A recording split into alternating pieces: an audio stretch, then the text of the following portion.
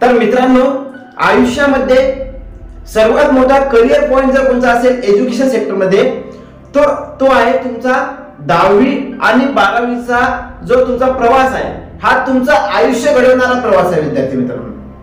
तर आयुष्य घडवणारा कसा? विद्यार्थी मित्रांनो, 10वी आणि 12वी या दोन वर्गामध्ये तुम्हाला तुमचं भविष्यामध्ये तुम्हाला काय करायचं, भविष्यामध्ये तुम्हाला कुठे न्यायचं, तुम्हाला स्वतःला किती डेव्हलप करायचं, हे भविष्य तुमचं ठरवण्याचं ठिकाण म्हणजे 10वी आणि 12वी होईल. विद्यार्थी मित्रांनो, आम्हाला भरपूर विद्यार्थी आहे ते कमेंट करतात की 10वी आणि 12वी नंतर आयुष्यामध्ये कोणतं भवितव्य, कोणत्या दिशेने जास्त भवितव्य आहे किंवा कोणत्या दिशेने आम्हाला जायचं, ते एकतर तुम्ही सल्ला द्या. विद्यार्थी मित्रांनो, मी कोणी एवढा मोठा प्रोफेसर वगैरे किंवा कोणी मोठा व्यक्ती नाही, मात्र अनुभव ज्यामधून मला आलेला आहे, आणि अनुभव असं म्हटलं जाते की अनुभव हा माणसाचा सर्वात मोठा शिक्षक आहे. त्याच मार्गदर्शनाच्या मार्फत जे आम्हाला अनुभव आहे त्याच मार्फत मी तुम्हाला सांगतो की मित्रांनो, तुम्हाला जर आयुष्यामध्ये काही करायचं असेल तर हेच तुमचं करिअर पॉइंट आहे. इथं जर तुम्ही चुकले तर येणारं तुमचं आयुष्य हे चुकीच्या मार्गाने जायचं आहे. म्हणून इथून तुम्हाला पायरी चढत असताना प्रत्येक पायरी तुम्हाला योग्य दिशेने टाकायची आहे. ती कशी?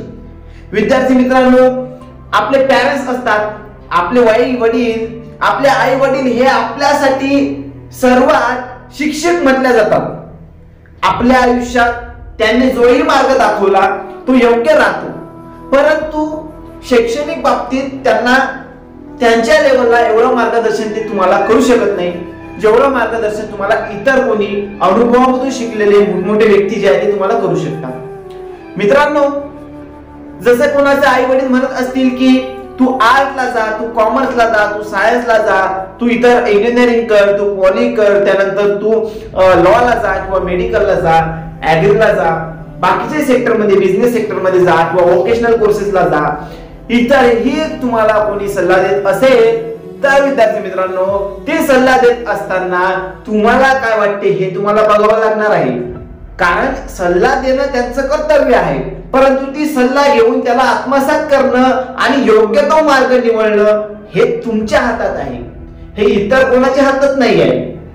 मात्र विद्यार्थी मित्रांनो, की असे मी व्हिडिओ किंवा असेच मी व्हिडिओच्या माध्यमातून बघत असतो की भरपूर असे विद्यार्थी जे आहे ते सांगत असतात की चुकीचा मार्ग जो आहे तो आम्ही पत्करला, त्यामुळे येणारे आमचे जे भवितव्य आहे ते सुद्धा चुकीचं घडवण्यात आम्हाला कुठेतरी यश मिळालं नाही आहे किंवा भविष्यामध्ये आम्हाला यश मिळालं नाही आहे. म्हणून करिअर पॉइंट म्हणून तुम्हाला 10वी आणि 12वी बघितले जाते. विद्यार्थी मित्रांनो, आता इथं तुम्हाला योग्य डिसिजन कोणतं घ्यायचं आहे.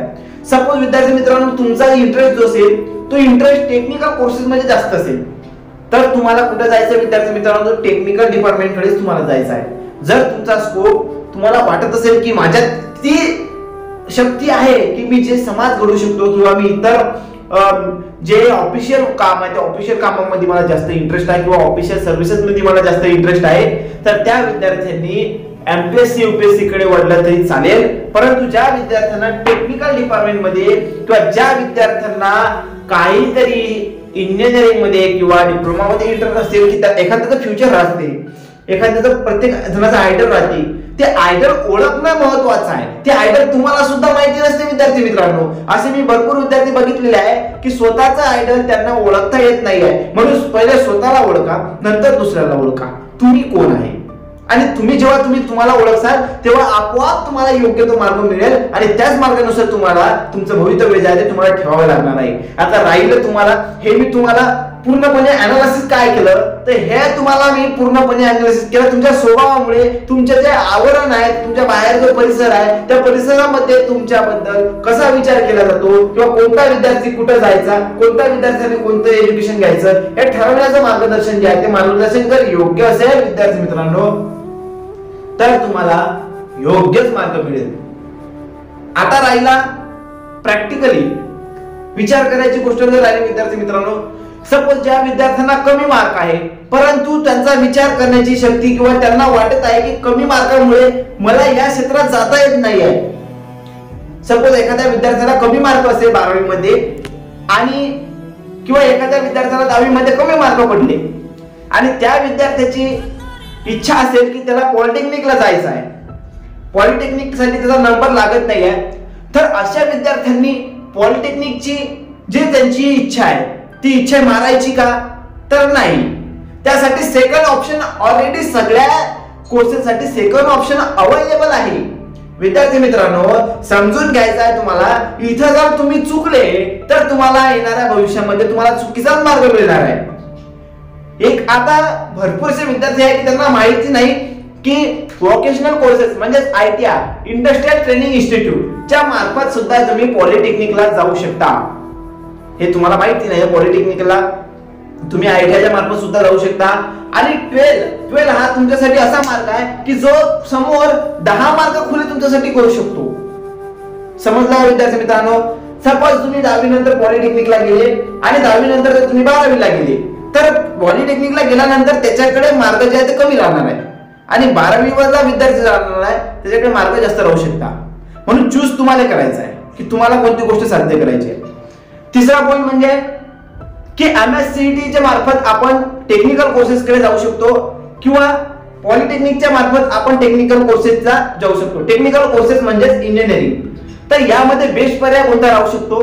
पॉलिटेक्निकच्या मार्फत जाऊ शकतो किंवा 12च्या मार्फत जाऊ शकतो. तर सजेशन फक्त एवढंच आहे की निवडायचं कसं आहे की ज्यामध्ये तुम्हाला इंटरेस्ट जास्त आहे, ज्यामध्ये तुम्हाला इंटरेस्ट जास्त आहे त्याच फील्डला चूज करायचं आहे. इथूनही गेले तुम्ही पॉलिटेक्निकच्या मार्फत तरी तुम्हाला 3 वर्ष लागणार आहे, तिकडून गेले तरी तुम्हाला 2 वर्ष 11वी 12वी आणि येणारे 4 वर्ष इंजिनिअरिंग मध्ये असा 6 वर्षाचा तुमचा प्रवास राहणार आहे. आणि याही मार्गाने गेले तरी डिप्लोमाचं 3 वर्ष आणि इंजिनिअरिंगचं 3 वर्ष. तर हाही प्रवास तुमचा 6 महिन्याचा 6 वर्षाचा आहे आणि तोही प्रवास तुमचा 6 वर्षाचा आहे. फक्त फरक एवढा आहे की ओळखला गेला पाहिजे की कोणत्या मार्गाने तुम्हाला सफिशियंट जाईल, कोणत्या मार्गाने तुम्हाला सोपं जाईल, हे ओळखणं महत्वाचं आहे. आणि हे जर तुम्ही ओळखलं नाही तर येणाऱ्या काळामध्ये तुमची दुर्दशा जी आहे ती दुर्दशा नक्की होईल. विद्यार्थी मित्रांनो, हा टर्निंग पॉईंट जो आहे टर्निंग पॉईंट तुम्हाला लक्षात ठेवायचा आहे. यामधून कोणताही असा येत नाही किंवा बडबड करत नाही, तर जे रियालिटी आहे ते रियालिटी मी तुम्हाला सांगत आहे की भरपूरसे विद्यार्थी आहे की ते इथं चुकतात. इथं चुकल्यानंतर ते विद्यार्थी गावाकडेच राहतात. तुम्हाला गाव सोडावं लागेल विद्यार्थी मित्रांनो. भविष्यामध्ये घडावायचं असेल तर तुम्हाला परिस्थिती सोडावं लागेल. कारण की जिद्द जोपर्यंत तुमच्या अंगी येत नाही तोपर्यंत तुमची परिस्थिती सुद्धा बदलू शकत नाही. तुम्ही गावाकडे जर तुम्ही राहसाल किंवा तोच विचार करसाल तर तुम्ही तिथंच राहसाल आणि त्यानंतर तुम्ही जर उच्च विचार करसाल, उच्च टेक्निकचा विचार करसाल तर तुम्ही उच्चच बनसाल. म्हणून विचार करण्याची शक्ती सुद्धा स्ट्रॉंग पाहिजे. प्रत्येक माणसामध्ये विचार करण्याची शक्ती जी आहे ती वेगवेगळी असते.